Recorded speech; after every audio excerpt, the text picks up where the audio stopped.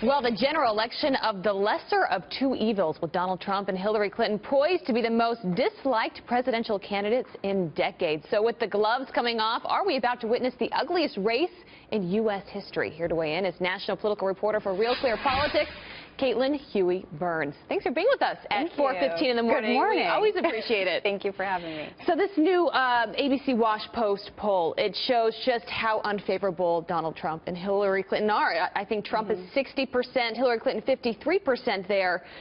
And we've already seen before the general election the attacks against each other getting so nasty, getting so personal. Is this sort of a window into how bad it's going to get? I definitely think so. And day by day, we are seeing different kinds of attacks launched. I think this is going to be an election where Democrats are turned out because of their opposition to Donald Trump, and Republicans are turned out in opposition to Hillary Clinton, which means this is going to be a highly negative election. And we're seeing in polls Donald Trump closing the gap, narrowing in on Hillary Clinton. They're now in a dead heat race, so this race is going to be very competitive. The Republican Party has quickly coalesced around Donald Trump. Hillary Clinton is working on the Democratic side to do that.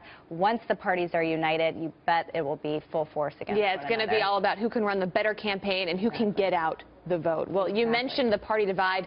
The Democrats still looking a little divided, and it looks like it could be getting wider. Sanders waging a war against the DNC, saying he's going to stay in this thing for quite some time now. We talk so much about the Republican Party maybe going to a contested convention and them being divided, but here we are looking at Democrats wondering what's going on. How is this going to play out? Right. This is not something any of us had anticipated originally. But what's interesting about this is not only is Sanders staying in, putting that challenge to Clinton, that's something she can overcome. The problem for her and the Democratic Party is he's waging really a war against the Democratic Party at this point. He's really going after the DNC chairwoman, Debbie Wasserman Schultz, really putting the pressure on her.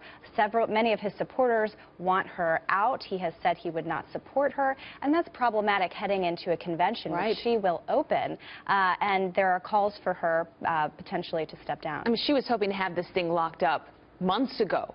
And here she is, still going up against Bernie Sanders. She likes to think that she's the only one in the race at this point on the Democratic side. But where do his supporters go? Because that's what a lot of people are questioning. We saw this back in 2008 with Hillary Clinton versus Barack Obama. They ended up going with President Obama, but what's going to happen here? Well, Democrats I talked to point to that 2008 race, saying that that was arguably more divisive and contentious than this one, so they're confident the party can unite.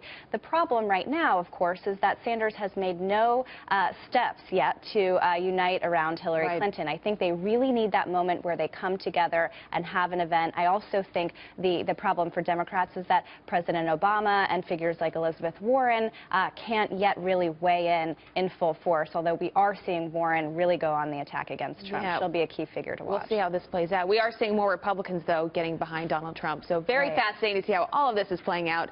Catlin Huey-Burns, we're going to see you next hour. Yes. So thanks for being here. Thank you. Heather, over to you.